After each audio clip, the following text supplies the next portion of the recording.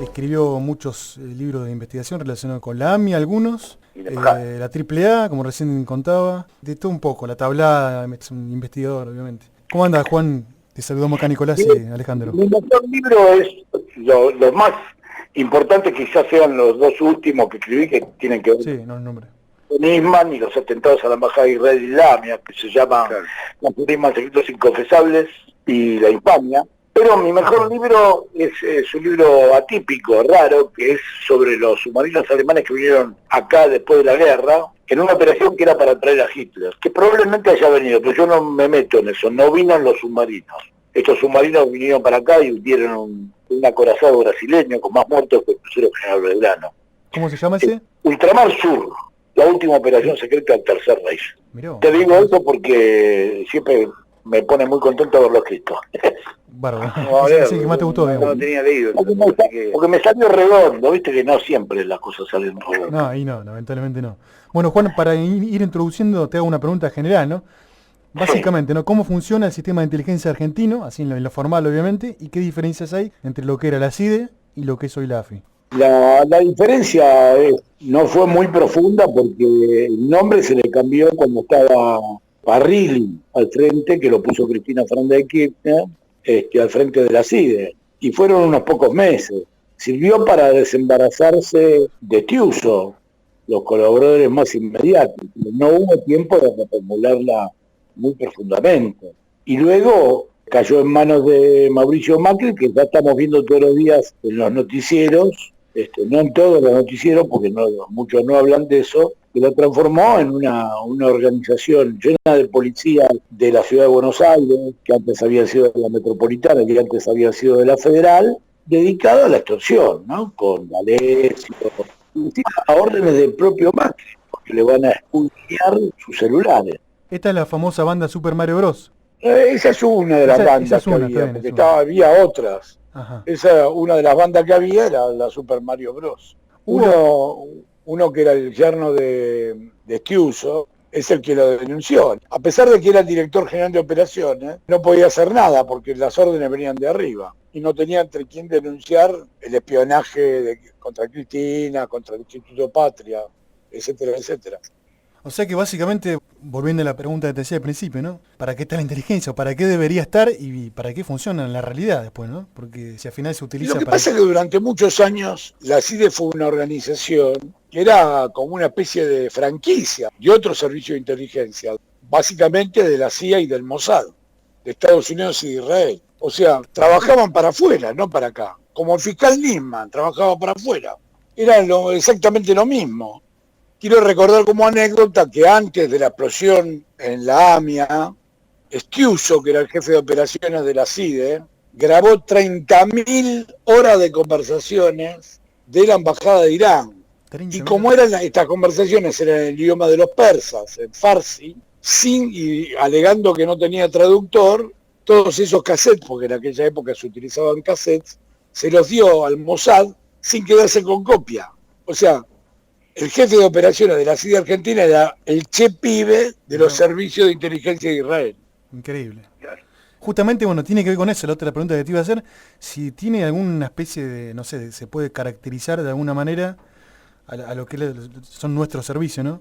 ¿Tiene algún arquetipo, no sé, ponerle en relación a lo que es la Mossad o la CIA, como recién la nombraste? ¿Tenemos alguna especie de identidad propia como la inteligencia, no? No, porque ahora la intervención y la dirección de Cristina Camaño ha cortado una cosa que la CIDE se había metido a resolver secuestros y temas de narcotráfico. Se ha metido la cuchara. Por eso había gente que iban armados, como en la película, ¿vio? La función primordial que no cumplía la CIDE ni la AFI de Macri era tener informado al gobierno de qué es lo que está pasando en el mundo, cuáles son los cursos probables.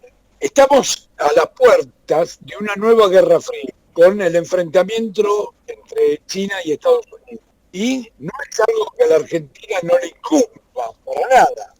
¿Por qué? Porque estamos dentro de la órbita de los Estados Unidos, pero nuestra economía es competitiva con los Estados Unidos. Estados Unidos produce soja, produce trigo, produce maíz, lo mismo que producimos nosotros y que exportamos. y tenemos una economía complementaria con China. O sea que estamos condenados a arreglar con China, pero al mismo tiempo no tenemos que pelearnos abiertamente con Estados Unidos. Y no podemos arreglar con China en los términos en que nos van a plantear los chinos sin más. Tenemos que negociar, porque si vamos a aceptar, vamos a encontrarnos dentro de unas décadas en la misma situación de dependencia que tuvo la Argentina hasta la Segunda Guerra Mundial de Inglaterra. La Argentina era prácticamente una colonia de Inglaterra. Claro. Y nosotros no puede ser que para liberarnos del yugo de los Estados Unidos, del imperialismo norteamericano, nos convirtamos en una colonia china. Sin embargo, sí tenemos que utilizar las relaciones con China para lograr las mejores condiciones para nuestro país. Quiero decir, la represa de Santa Cruz está muy bien y hay que retomarlas. Es probable que tengamos que hacer un par de usinas nucleares con tecnología china, y no está mal que en vez de venderle pellets de soja a China, le vendamos cerdos y chacinados de cerdos ya preparados, siempre y cuando podamos hacer, entre comillas, fabricar esos cerdos sin provocar ninguna catástrofe ecológica. O sea, es un estrecho sendero que tenemos por delante. Sí. La AFI tendría que servir para asesorar al gobierno acerca de todos estos problemas que están pasando en el mundo. La Guerra Fría, la ruta de la seda china. Por ejemplo, para decirle a la Argentina cosas que son elementales, que tiene que haber una empresa estatal de litio para que nosotros no le vendamos sales para que las depuren en otro país, sino que fabriquemos baterías eléctricas nosotros, en Jujuy y en Salta. No es un negocio de Gerardo Morales. La gente no sabe, por ejemplo, se discute, hay gente que se horroriza por la despenalización de la marihuana y no se entera de que una gran parte de Jujuy está sembrada de marihuana, no con fines medicinales, sino con fines de consumo recreativo en Estados Unidos. Y que eso está en manos de una empresa norteamericana y de un hijo del gobernador Morales. Ahí supongo que también funciona de alguna manera la inteligencia, para esas cosas. Pues yo siempre te escucho que decís cómo funciona. Hoy nombraba a un libro de Galeano, El orden criminal del mundo, creo que se llama, hablando en realidad del crimen en general, ¿no? De cómo está la situación de la delincuencia en el país, hablando de la provincia, cómo eran los números con María Eugenia Vidal, etcétera. Como si de la más alta esfera funciona a ese nivel de corrupción, de lavado de dinero, etcétera, no le podés pedir a los de abajo que actúen de diferente manera, ¿no? No, porque además hay una gran intoxicación. Vos fijate que Rosas se opuso a la libre navegación de los ríos y se opuso a cañonazos a que ingleses y franceses se metieran en el Paraná sin pedir permiso, cuando es un estado que en las dos riberas es argentino. Entonces defendió a cañonazos la soberanía nacional. Hoy, en la hidrovía, no hay ningún puerto que el Estado argentino tenga verdadero control. Los puertos, de hecho, están privatizados y no hay absolutamente ningún control. Paraguay se la pasa exportando soja, que no produce, que es soja argentina, que terceriza. Uruguay aparece como un gran productor de oro cuando en Uruguay no se extrae ninguna pepita. Todo esto viene porque hay un contrabando terrible, con la minería pasa lo mismo. Es imposible, las empresas mineras extranjeras que operan en la Argentina exportan el mineral en bruto y lo declaran, es por declaración jurada. Sacamos tantas toneladas, se supone que de esas toneladas hay tanto de oro y tanto de plata, pero hay otros muchos metales raros que son muy apreciados por la industria de los países centrales, que ni siquiera se declara, que se llevan del país y que no dejan un centavo en la Argentina. La Argentina no tiene soberanía. Vos vas a comprar un kilo de calamares y te cuesta más que la carne de vaca. No, eso sí, ¿cómo es posible? Si la Argentina está lleno de calamares, el mar argentino en el sur. Es increíble lo que pasa en la Argentina. No tenemos soberanía, hay que recuperar la soberanía. Y para eso una agencia federal de inteligencia que responda a su verdadero nombre es utilísima, imprescindible. Esto que está, Alejandro, te saluda, Juan Gusto, ¿cómo estás? ¿Qué tal? Muy bien.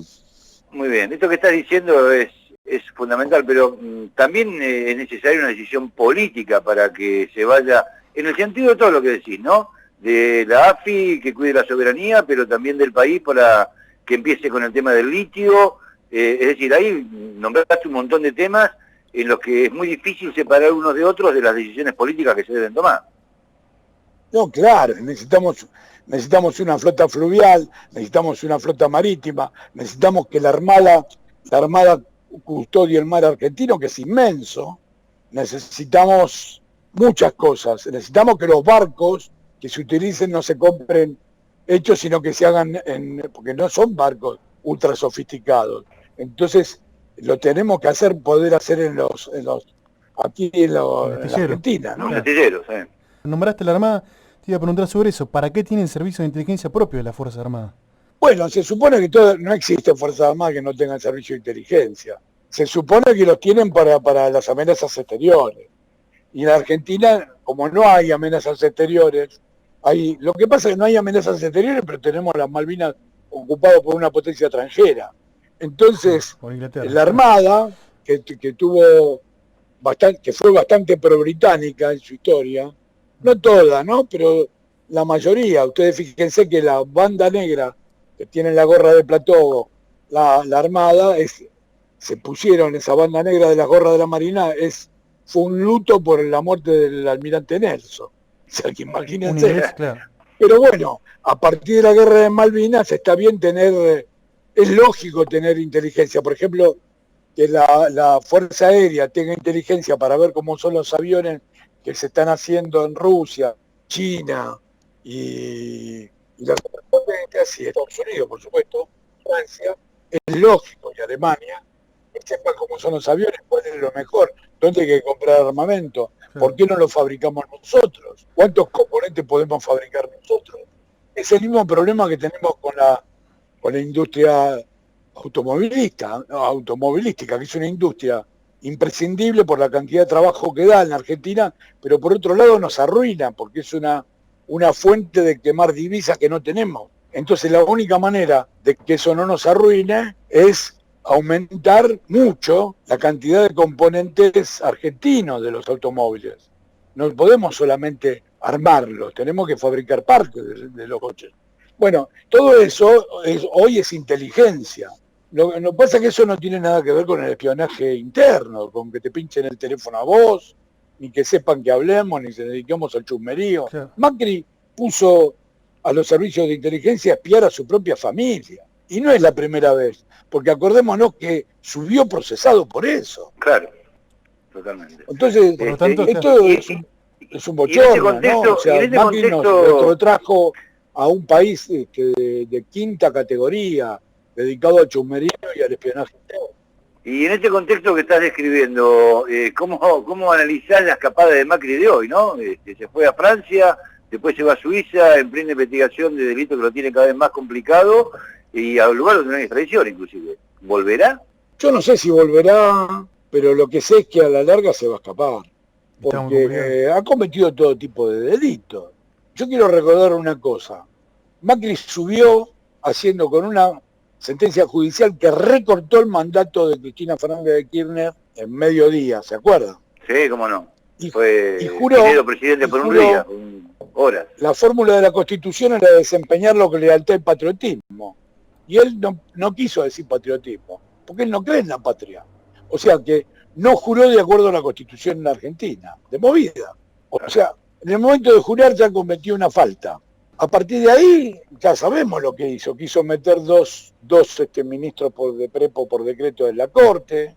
En fin, lo que pasa es que hay una responsabilidad nuestra. Cuando digo nuestra, digo de los que se supone que eran, no mía ni tuya, pero sí de los diputados y senadores que luego aprobaron esos dos mismos ministros de la Corte en el Congreso.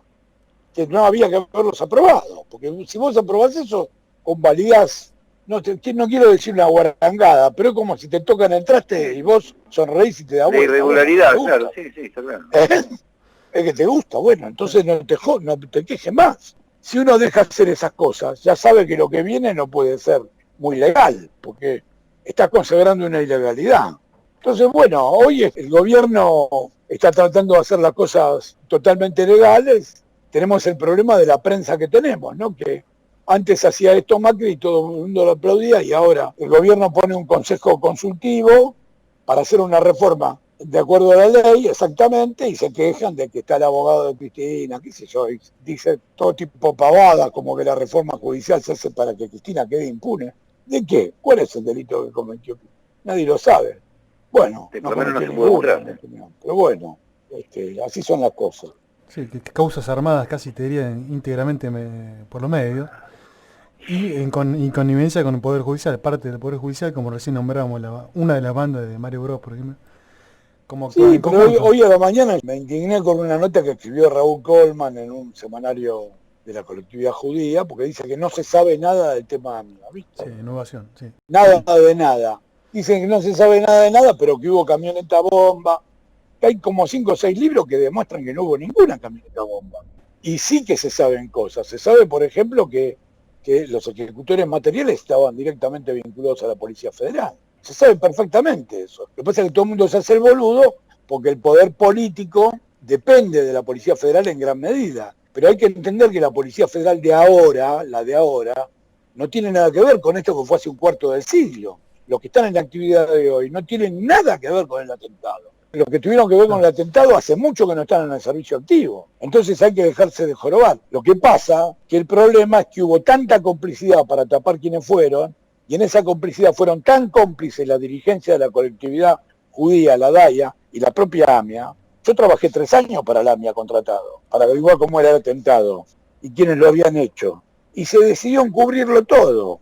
Recuerdo que contaste vos que armaron hasta un cráter, porque no existía. En la embajada, en la embajada. En la embajada eso fue, sí.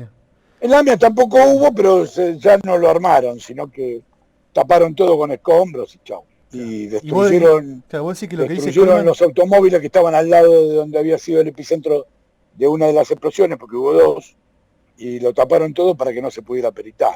Tiraron los escombros encima, lo rompieron todo para que no se pudiera peritar nunca.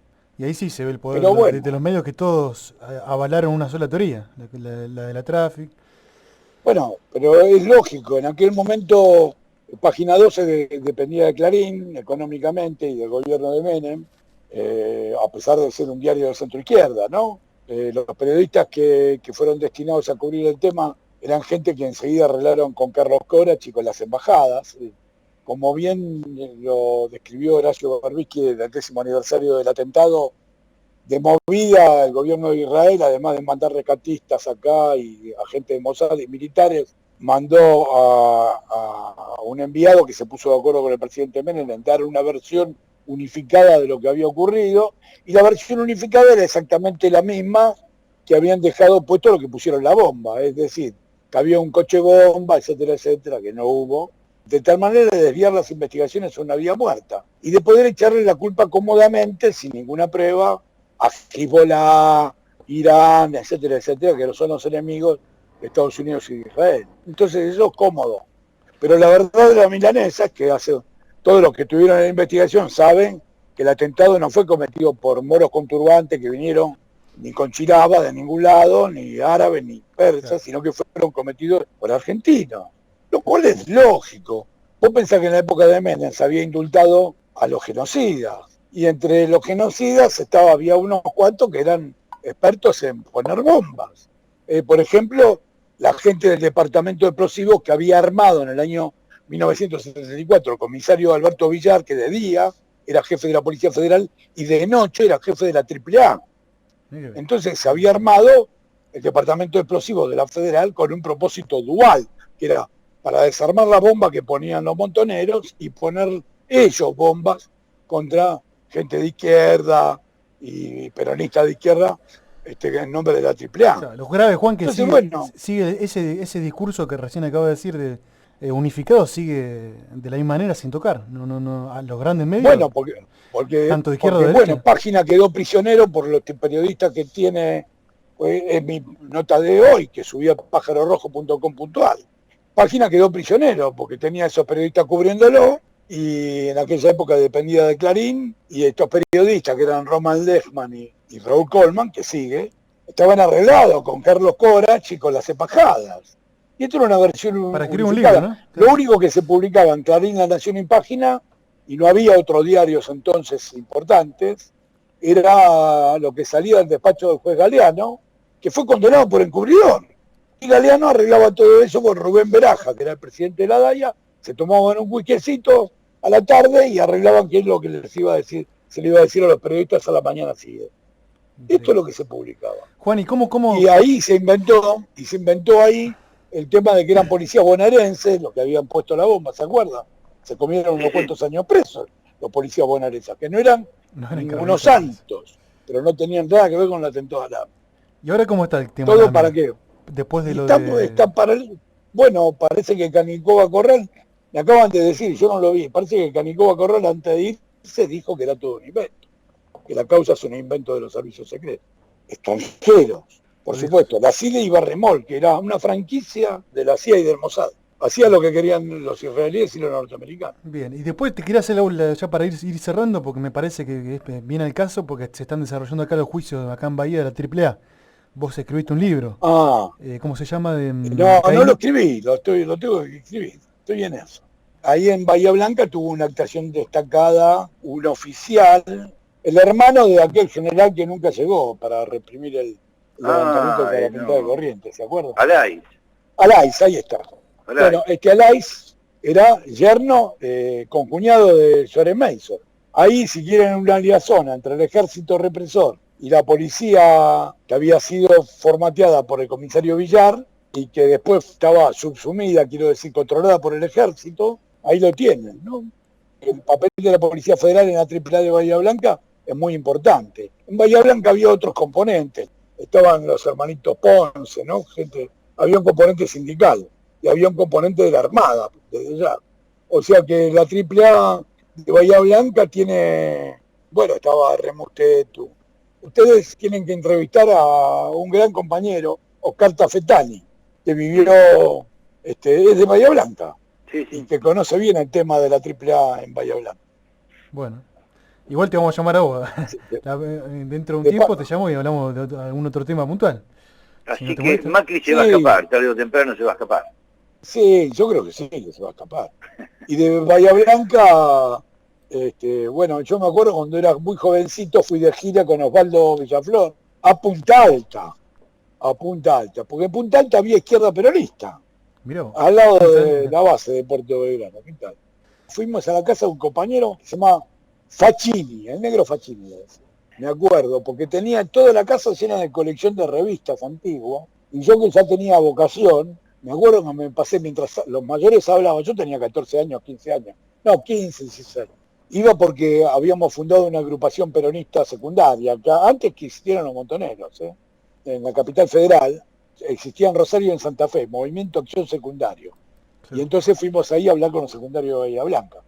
Pero cuando todos los grandes hablaban, yo me dediqué a leer una colección de revistas que se llamaba ¿Qué? Que era una revista medio frondicista, medio peronista, donde escribía Arturo Jaureche y Escalabrini. Juan, me pregunta un oyente si la muerte de Carlitos Menem tuvo que ver con la AMIA. Lo seguimos otro día, pero yo creo que Carlitos Menem, muy desgraciadamente, porque a mí me hubiera venido muy bien que sí tuviera que ver. ¿Por qué? Porque Zulema Yoma le echaba la culpa de la muerte de Carlitos al médico de Menem, Alejandro Félix, que ya falleció, y al que yo denuncié en finales del año 99 al juez Galeano, en un escrito como de 80 páginas, denuncié porque Félix tuvo que ver con la bomba del AMIA. O sea que si tenía que ver con la bomba del AMIA y con la muerte de Carlitos, para mí era un golazo. Y de hecho, gente como la Nata dijo que la muerte de Carlitos era el tercer atentado. Pero lamento mucho desilusionarnos. Yo creo que a Carlitos Menem se mató solo, digamos, ¿no? Venía jodiendo con el helicóptero a una gente que venía yendo por la ruta, ¿viste? Y se comió un cable. Esto es lo que yo creo, pero probablemente no venía de todo sobrio, en fin. Bien. Hay una serie de avatares, sí, hay varias cosas, pericias, el helicóptero de Midjoma, el seguro del helicóptero. Viste que decían que tenían... La responsabilidad. Muriolta ahí, ¿no? ¿Se acuerdan? Sí. No, porque viste que decía que en la pericia tenían agujero de bala, ¿eso no es así? ¿Cómo? Y el agujero de bala se lo hicieron después. Entonces, el perito que tenía, ahora no me acuerdo cómo se llamaba, era un bochorno. Se lo metieron donde estaba el helicóptero guardado, fueron y lo balearon. Pero no estaba en la primera inspección que hicieron. Los balazos aparecieron después. Lo lamento mucho por Zulema Yoma, que a diferencia de su marido es una buena persona. y que lo entiendo en su dolor, sí, obviamente. En su dolor. Pero me parece que Carlitos se mató solo. Sí. Bueno, Juan, te despedimos. Es más, creo que es cierto que se profanaron sus restos, y que se aceleró su descomposición para que no se peritaran. Pero creo que todo eso fue con otro motivo, que fue para que no se descubriera ciertos consumos que tenía ese día encima. Que eso hubiera cambiado legalmente, le hubiera dado posibilidades a la familia de otra a demandar a Menem, ¿no? De Mirjón.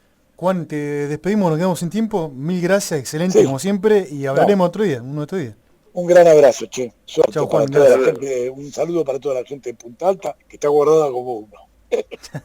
Chao, Juan. Chau. Abrazo. Bueno, ahí pasaba Juan Salinas.